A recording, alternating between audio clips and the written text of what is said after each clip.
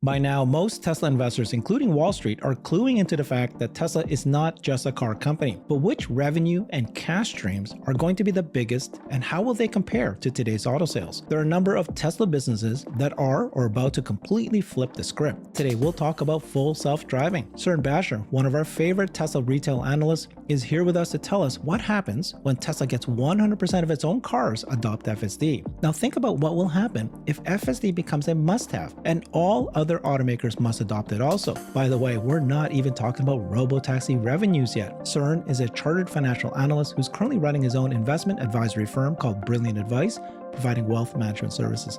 Welcome, Cern. Thank you. Happy New Year. Happy New Year to you, Herbert. Yeah, this will be an interesting topic. So a lot of your shows have been just taken off. People have, really appreciated you come with data and charts, and you have unique charts, by the way. You have a way to think of things that make it simpler for us Tesla investors to understand. And this is one that I've been asking for. I know a lot of people, and you're now answering it. When Tesla's business is seen as a car business, makes a lot of revenue. So they report their production delivery. They know how much cash flow they get from that. And now we're seeing energy coming in, and you did a great job explaining how in this last quarter, the growth in the energy was it 17 times, right? Was 17 times the 17 loss times in the difference in the expectations of the number of autos delivered. Yeah. And that puts things in perspective. Wall Street is dumb is what you titled it, because this quarter was a bang up quarter for Tesla. And yet people just focus on the auto business, right?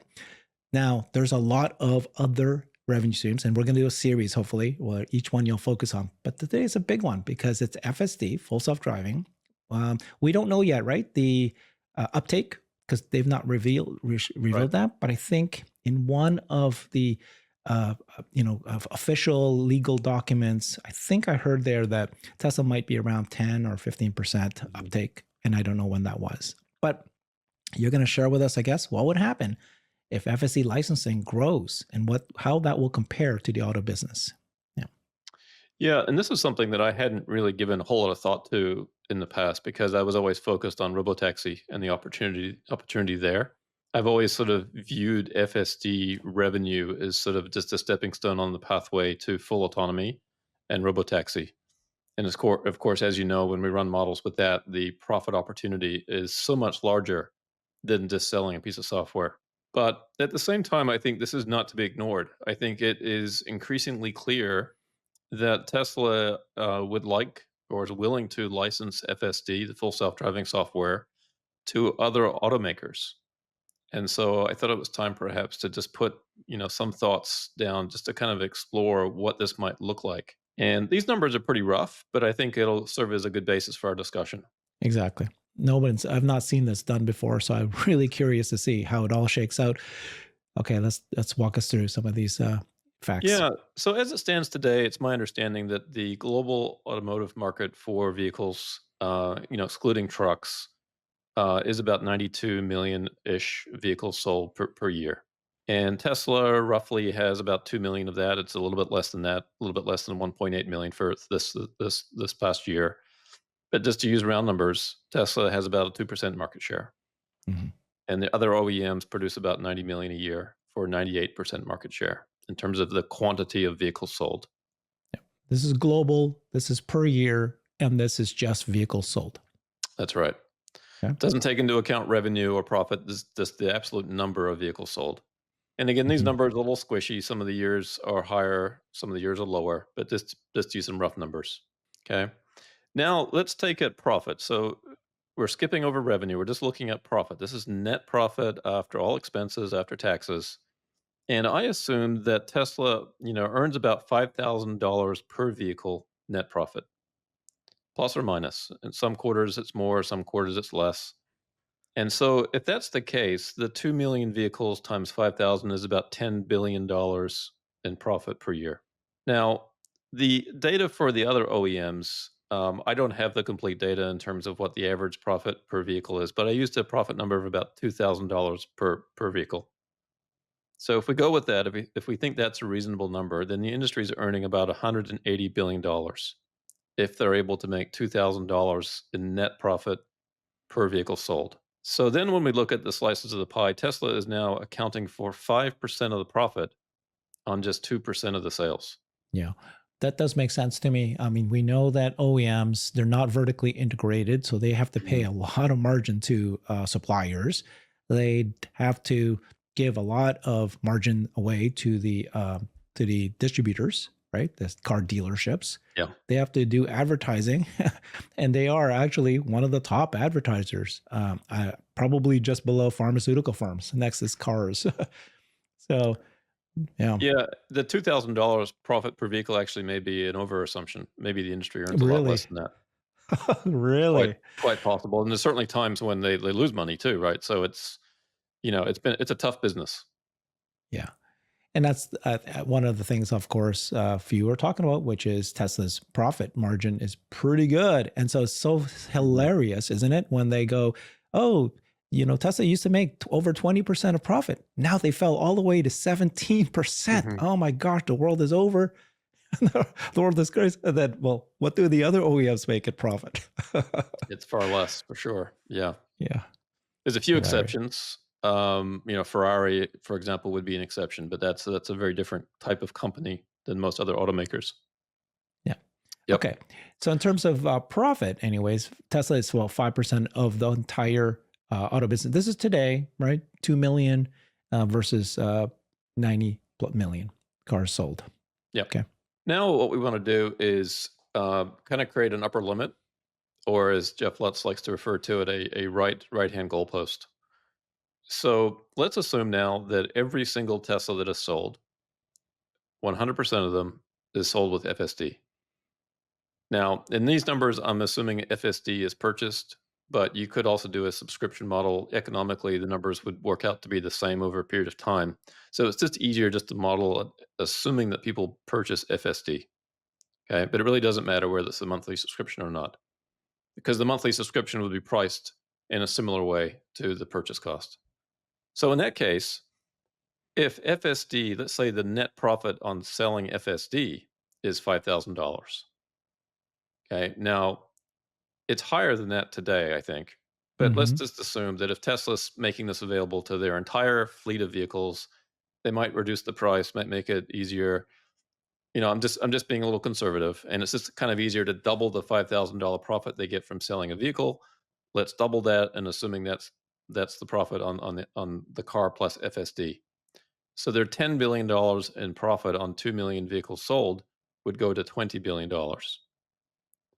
Okay. And if all other things are equal in the industry, Tesla's earnings now would account for 10% of the industry's earnings if none of the other OEMs have any product that's similar. So again, 2% of the sales, now you're earning 10% of the total profit. Okay. And I think this is clearly an upper limit. Not every vehicle is likely to be ever sold with FSD. Although I suppose in a world where Robotaxi doesn't exist, that this is actually a possibility, just like every vehicle today is sold with airbags and seatbelts. Why wouldn't you want a safety system in a vehicle that protects lives? Right. And clearly supervised FSD is such a safety system. It is a lifesaver. The other reason for saying too that this FSD attachment could be so high is the impact it could have on insurance rates. And again, Jeff Lutz has talked about this, that in his personal experience, right? He has a car with FSD, it's lowered his insurance rates. And so the net cost then to a consumer isn't necessarily just the full cost of FSD. You have to then subtract the savings they might get on their insurance. So if the average consumer, did the math, they might discover that FSD is well worth it. And in some cases, it might almost be free. So if that's the case, why wouldn't you want to put your family in the safest possible vehicle and purchase Yeah. FSD? Okay. Yeah. Lots to break down here. Yep. I'm going to kind of explain a few things, I think, what you just said there. So, first, could there be 100% FSD attachment, right? So, a lot of people would just balk right there, going, no way, that's not possible, right? Right now, we're 10, 15%. And some people, and most people are going, oh, as it gets better, maybe 20%, maybe 30%, then it gets better over time. That's not the way I see it. I believe that when FSD gets really, really good, and version 13, by the way, is already there. But let's say, give it another 6 months, give it another year, it gets really good. And we're not talking Robotaxi ready. We're just talking about full self-driving. Mhm. It is so good that it will self-park. It's so good that we can summon it from a parking lot. It is so good that it adds a lot of safety features, so like it can do evasive maneuvers. One of the things that Ashok Goswami said that Tesla is able to do that other car can't do is it has automatic emergency braking, but only if the car is in front of you stops. But what happens if a car darts from the right side coming out of a parking lot? Only Tesla is able to see that car coming out from the right side and do automatic emergency braking for that. And just And to add then, to that, Herbert, I was on the interstate in Tennessee, yeah.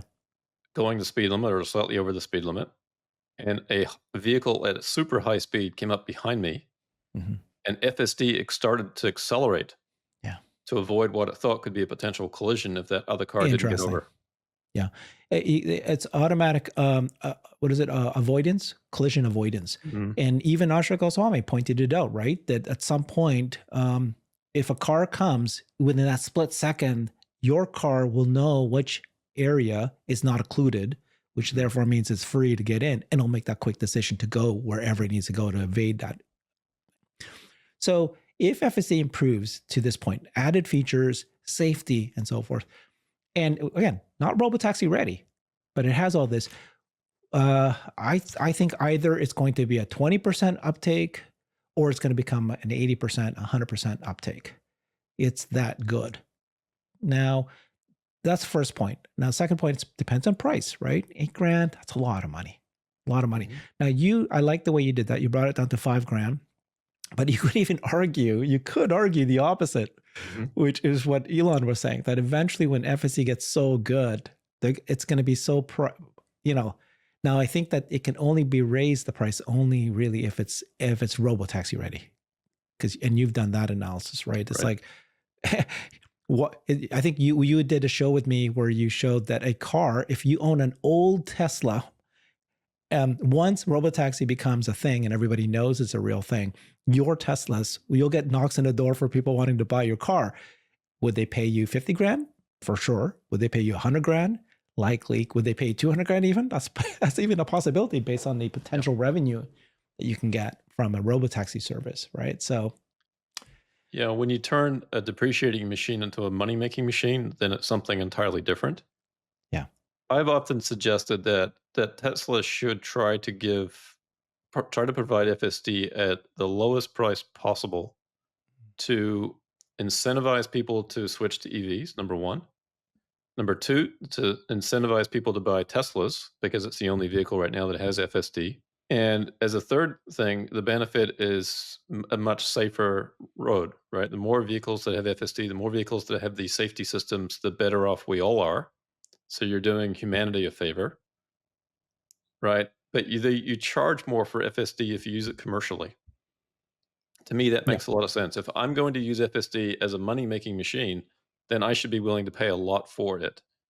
But There if you I'm go. just using it as a driver assistance and a safety system, then you should try to put that in as many people's hands as possible at the lowest possible price. So that is Tesla's philosophy, and they've Yeah. mentioned it, right? If it's to do with safety, they give it away for free. They just, they say give you autopilot for free without not a FSD, and yet Yeah. other car makers are charging for that. Now, this point you made about insurance, I wanted to repeat that because I don't think a lot of people even know this. This is a very big point. That today, Jeff Lutz, one of our regulars who attend this show quite often, and Cyberbulls, he has several Teslas where he lives in Chicago, and he got Tesla insurance. Tesla insurance initially charged him. He had the whole numbers. I don't remember exactly the numbers at this point. I think it's around, let's say, $250 a month, whatever. Uh, Insurance, just like normal, right? Mhm. Then he noticed that as he started using full self driving, like 95% of the time that he drives, because he's testing it and he's enjoying using it, Tesla insurance fell by over $100, $150, because of his safety score. Safety. So basically, Tesla has figured out that people who use FSD are safer than people who don't today, just now, without nothing else. Just if you're using FSD now, FSD 13 now, like even 12, they're already safer than if you don't use it, because there's an inside camera cabin camera that's looking at your face, and it's awesome, right? You and I probably use it all the time now. And as soon as I look at the screen for a little bit long, it already starts to chime and tell me I got to be focused. People don't realize that when you turn FSD on, it forces the driver to be more focused. That's right. And yet it's driving for me. And so it's the complete opposite, where people go, my God, you're letting a computer drive your car for you? At any moment, it could make how dangerous that is. It's the complete opposite. The car's driving for me, but I'm so focused because if I cannot look away, because the camera's looking at my eyes and telling me so. So anyways, Tesla figured that out. They already have the data. They're already showing that it's safer if you turn FSD on. So therefore, they're willing to lower the insurance. What happens now? Now, of course, insurance is stalled at only 12 states. But what happens when FSD gets so good that basically the price you pay for FSD is the price that you would have paid for insurance? And that's where it's actually free for the consumer. Or in Jeff's case, the savings on the insurance may exceed the cost of FSD on a monthly basis.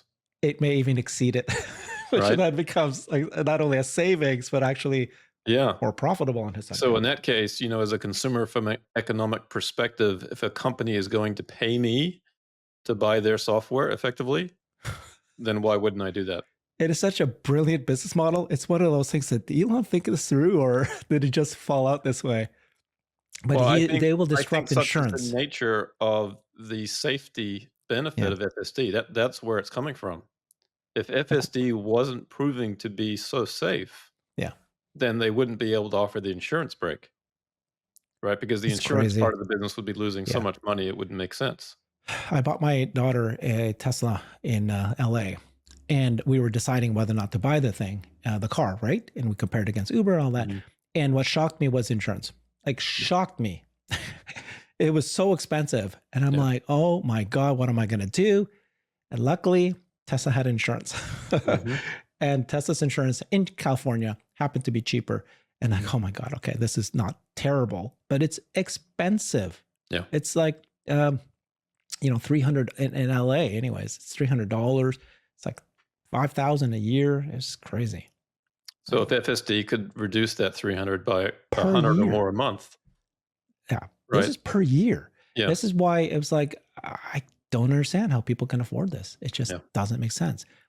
Okay. So thank you for explaining that. So if Tesla gets 100% FSD attachment, of course, you're just saying this is like, let's take a look just if this even happens, what would happen? You got 10%, you got $20 billion, which is actually, this is what I was asking you to do, right? Which is, this is equal to today's profit that Tesla makes now with existing 2 million cars out there. The 1.6 about 10 billion today. Yeah, it would double it to 20 billion roughly. Yep. Right.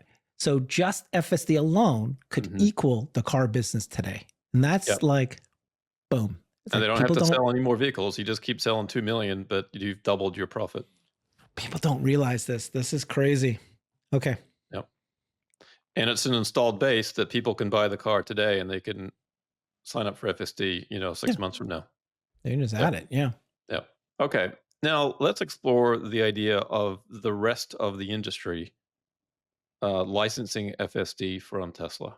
So you can look at this in a number of ways, but again, we're looking at an upper limit here where all OEMs, every single of those 90 million vehicles sold in the world have FSD. Now, right there, you already say, well, that's never going to happen. And I agree, right? But fine, we're just looking at an upper limit. Okay. So these aren't any projections or anything I'm saying this is going to happen. I'm just looking at an upper bound. So if that's the case, let's say, again, we've got the same $5,000 profit. Tesla splits that 60-40, 60 for Tesla and 40 for the OEM. So now Tesla's 20 billion in profits could grow as high as 290 billion in that scenario. Oh. Again, a crazy number because not every vehicle is going to have FSD in the world. I totally agree with that. I just want to show the upper limit here. But look what it does for the other OEMs, Right. Yeah. right? Yeah. An industry that was making 90 billion potentially, sorry, 180 billion. They have the opportunity to double their profit without selling another vehicle. That has to be extremely appealing for another auto OEM. Oh, I can double my profit and not have to make any more cars? That's worth exploring, right? Now, it won't be on the scale. We're not going to see industry profit go from 180 billion to 360 billion, but still, the point is on any vehicle that's sold that has FSD attached to it, they could double their profit on it. That's before, again, before it's used in any kind of robotaxi service. And Hmm. if you believe that that's the future, then you want to have as many robotaxi vehicles, ready vehicles on the road as possible, right? And so if these other companies are not going to develop FSD themselves and make robotaxi ready vehicles themselves, cybercabs themselves, then licensing FSD from Tesla would seem like a pretty smart, logical move, right? Now, these numbers really just assume the software component, right? But in reality, if the other OEMs are going to license FSD from Tesla, there's also likely a hardware component, right? So that could be another few $1,000s.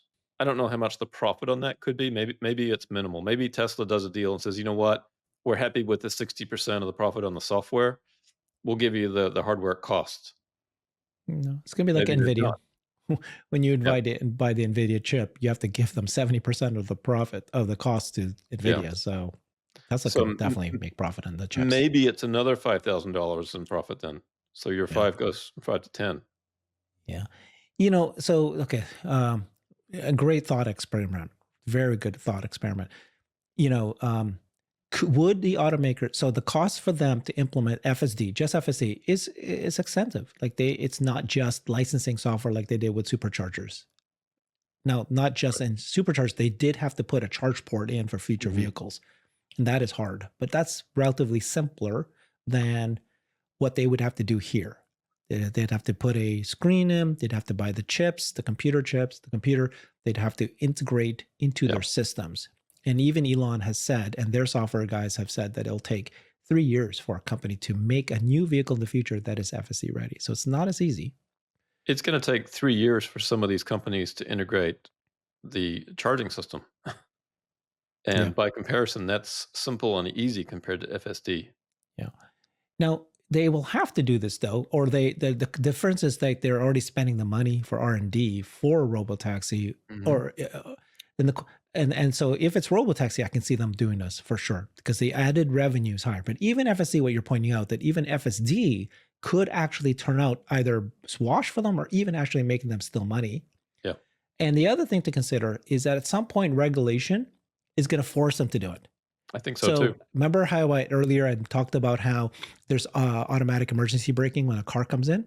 Yeah, Not every car company has that technology to do that. that's right. But once they say, oh, even this, cross traffic has to have it, all these automakers are caught going, how do I get that in? Yeah. They might be forced to, just for safety reasons, just for FSD reasons, not for, robotaxi reasons. Yeah, Yeah, and I would also say that a lot of the car companies haven't yet figured out over-the-air software updates. just that That alone. Yeah, that might be an added benefit to adopting, Tesla software. yeah, Not to mention, vehicle-to-vehicle communication, or in the case of FSD, if there's other vehicles that encounter a blockage on the road or a pothole, yeah. it's my understanding that that could be communicated to the rest of the fleet that's in the area.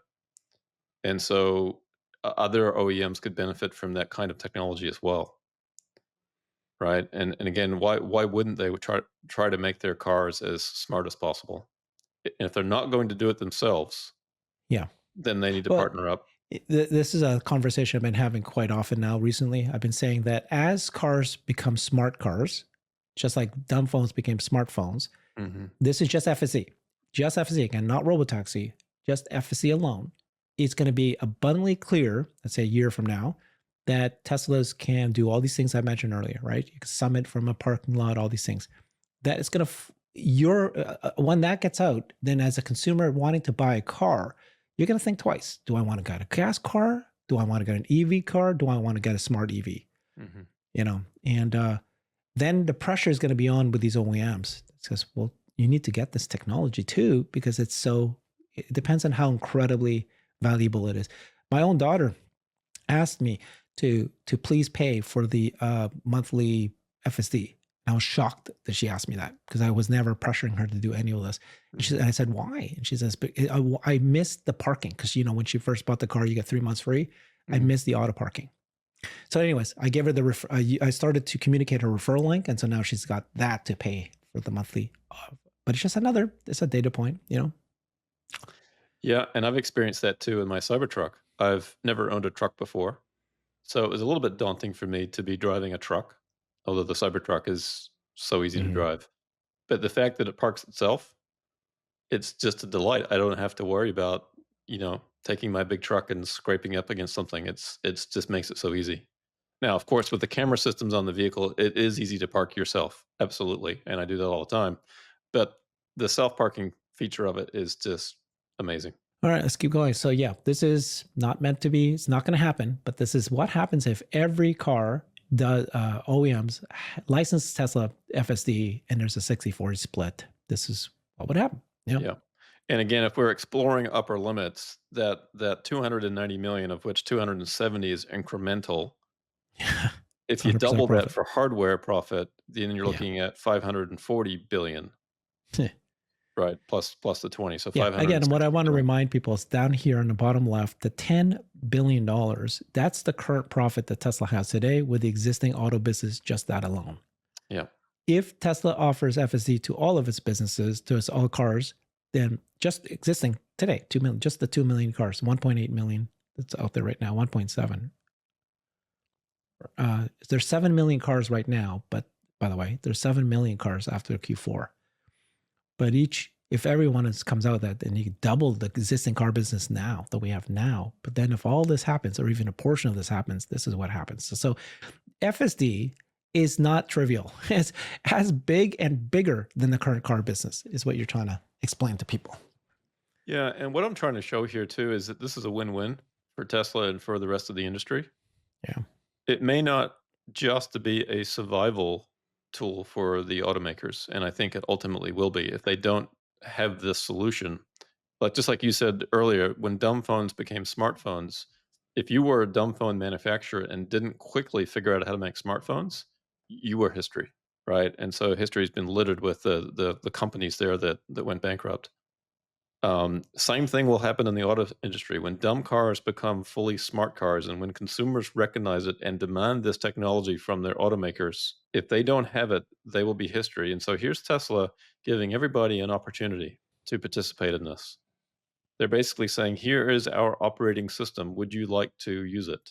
Okay. Now, we're not privy to the discussions about FSD licensing. We don't know what Tesla is asking for, but my guess is that they're being pretty fair with these other companies.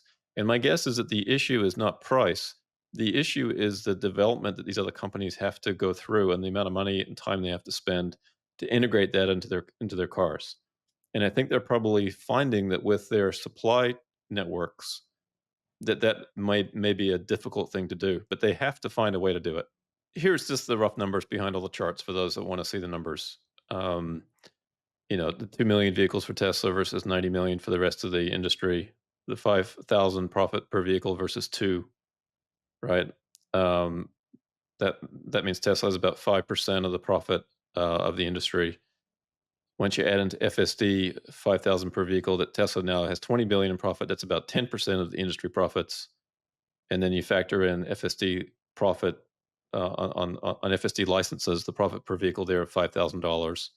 60% of Tesla, it's an incremental 270 billion, and an incremental 180 billion for the rest of the industry. So feel free to take the spreadsheet and plug in the numbers that you want. If you want to include hardware, you can go ahead and do that, and you'll see what those numbers are. But it's conceivable at the upper limit that Tesla earns about half of the profit of the entire industry. Wow. Yeah. Okay. And again, we may not need to get to the upper limit for Tesla to earn a half of the profit of the industry.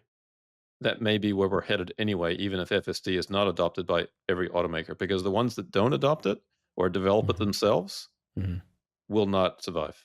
Well, that's the problem though, right? It's like Tesla by themselves only does 2 million cars. Maybe they'll get to 10 million. They're limited to how many. They're not going to make 90 million cars. No. Now, if you do Robotaxi, then you don't need it. You can divide that by 5. But Yeah. still, no one is saying that Tesla can do this on their own. They need to have other automakers to say, "Hey, I'll take on the building of the cars. You give me the tech." And so they still need the automakers to adopt. Yeah, and there's a nice financial incentive for the other automakers to join Tesla in this effort. And Right. then it's not to mention the robotaxi opportunity, but yeah. So this example here is the same numbers, but assuming that Tesla eventually sells 10 million vehicles a year, Okay. it's running out the same numbers instead of 2 million. So Tesla clearly is going to grow its auto production. Let's say the industry is producing the same 92 million vehicles, 10 years from now, and Mhm. Tesla is producing 10 million of those 92 million. Here's what the numbers would look like in that scenario. Yep. And again, right now, today, the auto business with the stock price the way it is today, it's at $10 billion of profit today. So once they get to 10 million, then it'll be 5 times that today. Yeah, And then this is just the auto business. That's the auto business. that's right. And then if they are able to increase the take rate of FSD, if they happen to get 100% take rate, you can double that. Uh, just FSD alone. That's I think the thing that people just need to realize is, you know, stock price will probably go up. I mean, who knows? But theoretically, it should, based on Yeah. the fundamentals. Now, the other thing to explore too with FSD, and this is kind of interesting, is because if a vehicle has FSD on it, not only can it aid somebody in driving the vehicle, but because of the cameras, it's gathering a ton of information at all times, Yeah. data. That data is valuable for all kinds of purposes. So, one example, if you have a municipality that has, all kinds of potholes, it's possible for Tesla or the other OEMs to sell some of that data to the cities to identify a pothole immediately and get that fixed. So there may be some revenue opportunities in data sales of various sorts. When there's an obstruction in the road, where there is an accident, perhaps that data can be immediately shared so that the authorities know exactly what they're dealing with. Well, I think the big one is traffic management, Yeah, like my Pacific Gas and Electric, right? They're encouraging consumers like us to not use electricity during certain peak hours, and they'll pay us. They'll reduce my cost if I turn off the electricity between yeah, 6 and 8 o'clock at night. right. In the same way, the traffic that can happen, you can redirect, like in real time, the fleet Yeah. that's out there. Yeah. Yeah, and it can also be almost like a gamified thing where the car gives you the option to say, "Hey, if you are willing to take a route that's 3 minutes slower, Yes. then we will give you credits for XYZ." Yeah. Right? And that may be in conjunction with a city, right? Where they're actually encouraging people to alleviate congestion on their own, kind of as a gamified thing. Yeah. That's also possible with these smart cars, right? So you can actually affect and improve, traffic patterns. Another example is you're at a red light, and I don't know how many times I have this, but I'm in a turn lane, and the light's so short that only 3 or 4 cars in front of me turn, but Yeah. I'm backed up 15 cars deep. Yeah. Wouldn't it be kind of cool if in real time the vehicle could communicate with the light or something to say, "Hey, there's 15 cars here. Give us a little bit longer of a turn to clear this traffic away." Yeah. Exactly. Right? It only needs to be another 10 to 15 seconds. And now suddenly it's a better experience for everybody on the roadway, because why have traffic backed up when it's not necessary if there's not a whole lot of traffic coming from the other sides? Yeah. Right? This is what smart cars could enable us to achieve. And there's value in that, right? Oh, it's huge. I mean, Um, like in LA, you can have 9-lane highways and still not enough. We needed to create a 10th lane. yeah, that's right. Yeah, it's never enough. And then, of course, all the other services that can be layered on top of a smart car. So just like we have smartphones now that are really The our apps. delivery device for all kinds of apps, Yeah. you can do the same thing with vehicles. And so if these other OEMs are not participating in that kind of world, again, that will accelerate their demise. Like, they really have to jump on this opportunity sooner rather than later in order to be ready for it. Because if it does Mm, take them 3 or 4 or 5 years to do the development work behind the scenes to make this work for their vehicles, mhm. if they wait too long, 5 years down the road, this is all over. Which scenario do you believe? Okay, I'll give you three scenarios. Scenario one is today, zero automakers are approaching Tesla. They don't want to do it yet. So Elon said, oh, we're having discussions with two automakers, but then nothing. So maybe no one is actually serious enough to do this. Scenario one. Scenario two is two or three have said, hey, let's get going. And they're going to announce them. Scenario three is a lot of automakers have approached Tesla, and Tesla's the one that is deciding who they want to partner with. And that's why they said, you know what? We're just going to limit it to people that companies that can do at least 1 million cars a year. It doesn't make sense for us to do like the little guys. And because it takes both Tesla a lot of time and effort, they want the automaker to, they're saying, hey, not only will we partner with you, but you need to like invest in this. You need to prove to us that in 3 years you're going to get this installed in your vehicles, and it's going to be million at least. We want full commitment, and we're picking and choosing who, because we can't do more than 3 or 5. Which of those scenarios do you land in? Well, I hope that it's scenario 3, although in reality, I don't think so. I think scenario 2 is more likely, that there's 2 or 3 automakers that they've had discussions with, they've had ongoing discussions with, they're working through some of the technical stuff to make sure it is in fact going to work.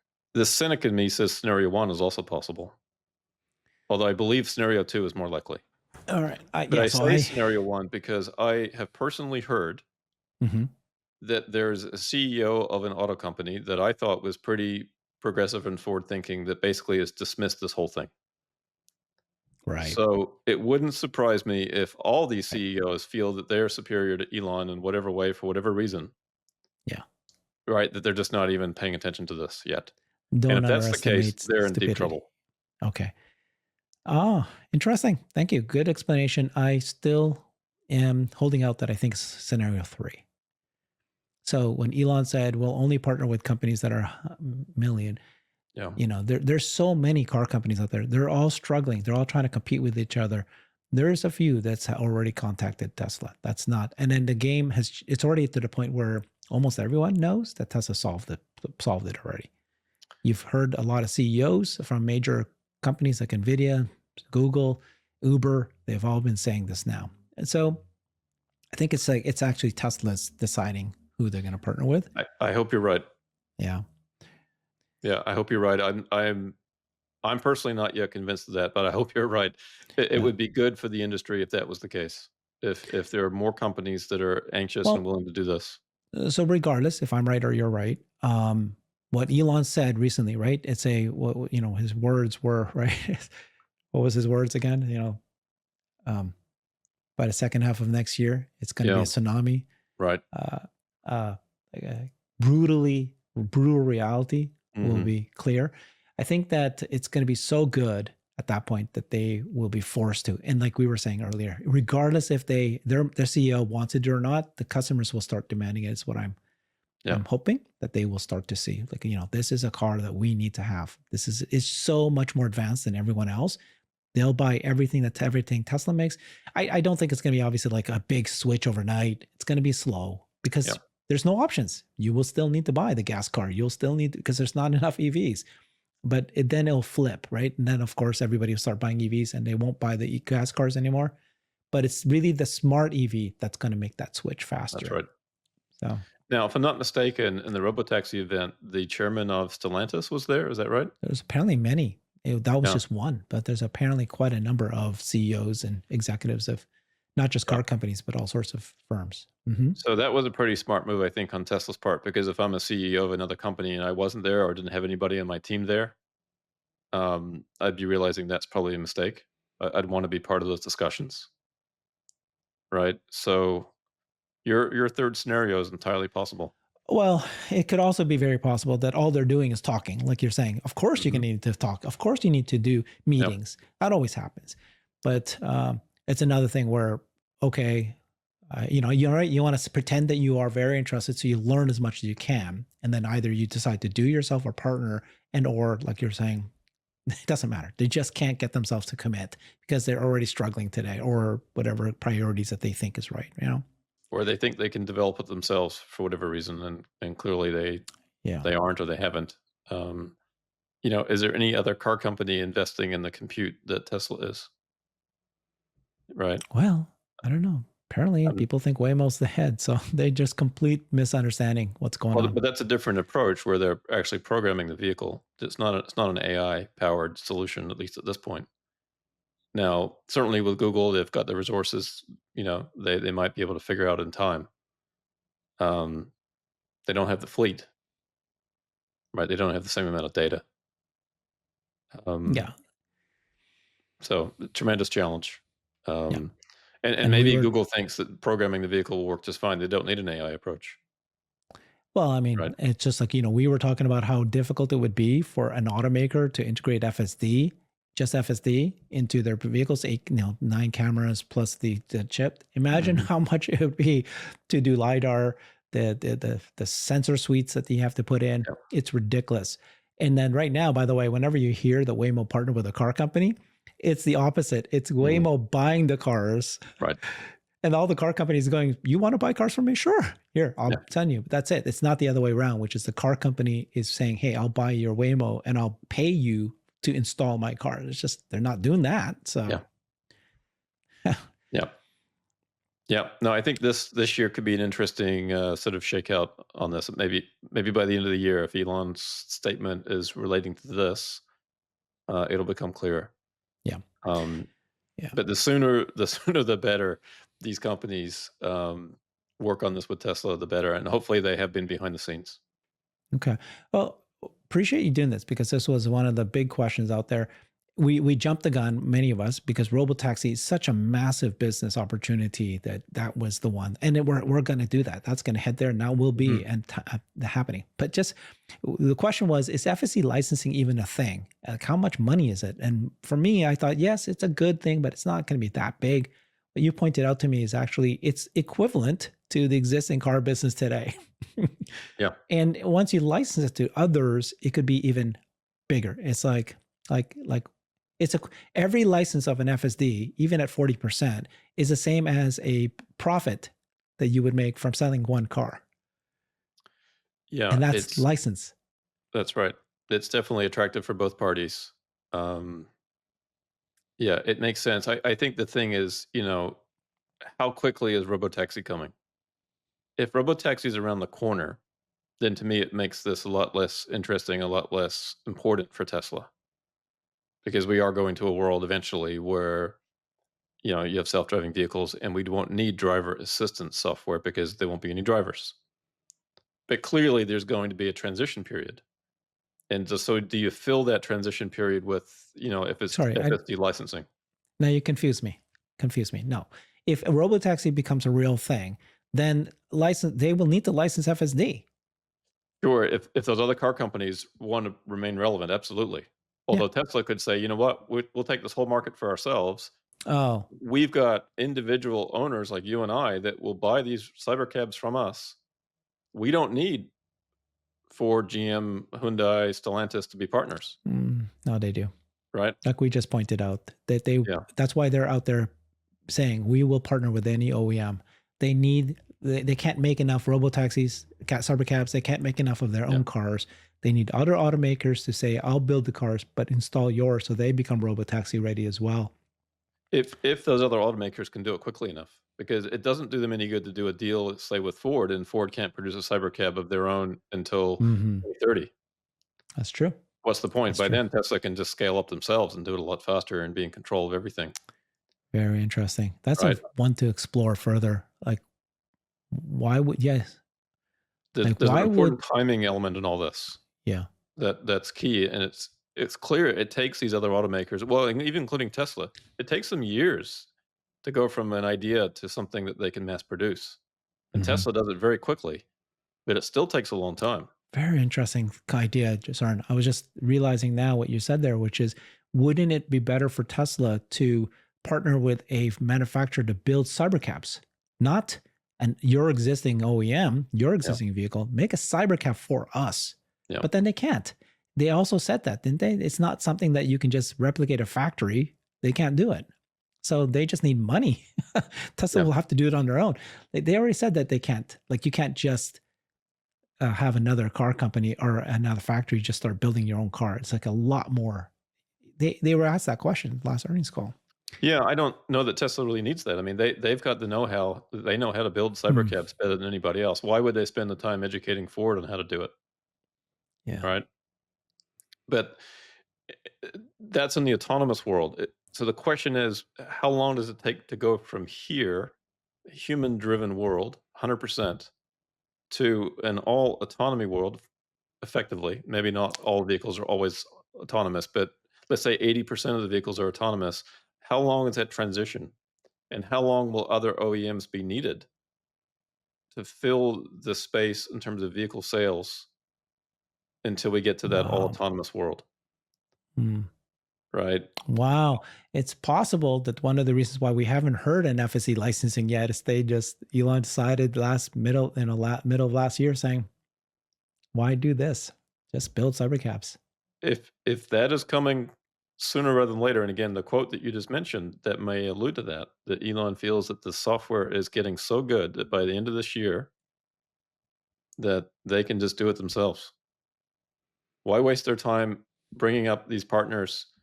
I do think an important element of that is that Tesla doesn't keep all the vehicles to themselves in their own fleet. I think they need to share the wealth. I think they need to give people the ability and companies the ability to build fleets of cybercabs Mm-hmm. so that they're sharing the wealth that way, so that Tesla doesn't just own everything, Yeah. right? Okay. And including Ford. Ford may be a fleet operator for all we know at some point, or Uber, or Hertz, or any of these other companies. And that's fine. Tesla will work with them on that. But why bother bringing them along for the next 2 or 3 or 4 years and helping their engineering teams figure this out when Tesla could maybe better spend that time and talent on their own stuff? If Ooh, it is that difficult, if it is that difficult to bring the automakers along, that may be their conclusion. I don't know. That's an open question for me. it is. Well, it's now an open question for me now too. I have to think about this now some more. It's a possibility, right? I'll still lean towards that they want to partner with all the OEMs, but boy, yeah.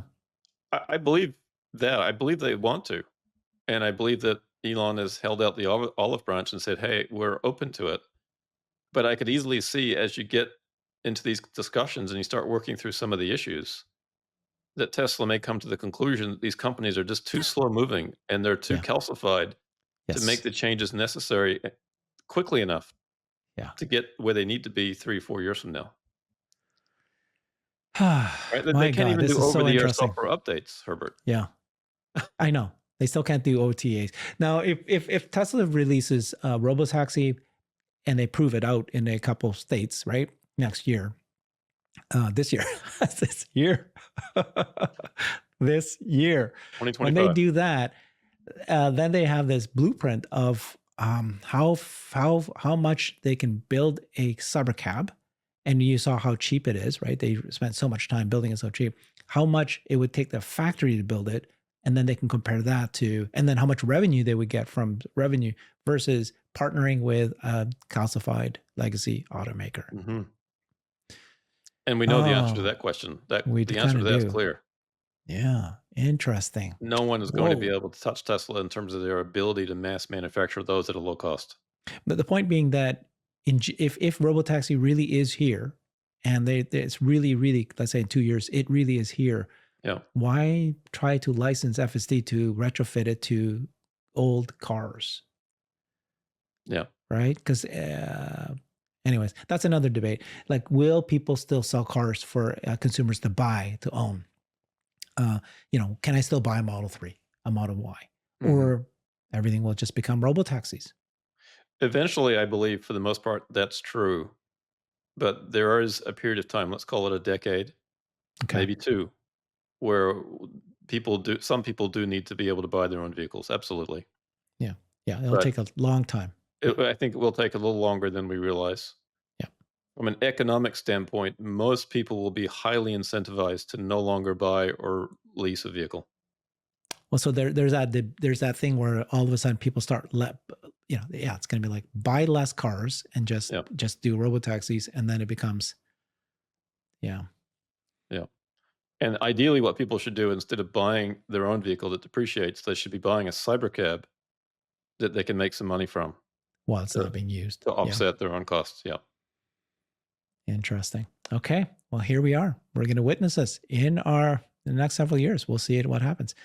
I appreciate this. We'll do this as a series. This was FSD licensing. I know you've got one on energy we're going to do maybe next week or so, but because energy is incredible, what you've done is, again, trying to show that when will energy be equivalent to today's auto business? That's the thing that people are just not realizing. It's coming sooner than you think, right? Well, don't tell me Well, now. Tell me yeah. And the next data week. point there is look how quickly they built this megapack factory in Shanghai. Was it Yeah. was it 7 or 8 months from So, groundbreaking yeah. to Mm-hmm. right? That's incredible. It takes Mm-hmm. longer than that to build a gigafactory, and that was done in record time. Yeah. So, It's- by the end of this year, there may be 2 more megapack factories for all we know. that's what I've been saying. Yeah. Yeah. At least announced for sure. Well, announced and almost completed if they do it quickly. Oh, Yeah. interesting. Oh my God. See, you blew my mind again. Right. If they make an announcement, let's say next month in February, they could theoretically, if it's, Yeah. well, only in China though, 7 months, only China, Well, China keep speed. building them in China. uh, so if they did that, they could theoretically have another one launch before the end of the year. That's possibly true. Interesting. Yeah, I mean, Okay. I don't know Thank that you. the industry is quite ready for that yet, but the speed at which they do this is astonishing, and Astonishing. there's no other company that I've seen can match that. Yeah. And energy can equal the existing auto business today very quickly. And that's what we're going to explore next week Yep. or the following weeks. And then you'll do other businesses. Thank you so much, Cern. Follow Cern on his X account at Cern Basher. Great analysis as you saw. Thanks, everybody. Bye-bye. Thanks, Herbert. I've created a website that is the most comprehensive resource for the Tesla investor. Please check it out. Simply go to my website at herbertong.com.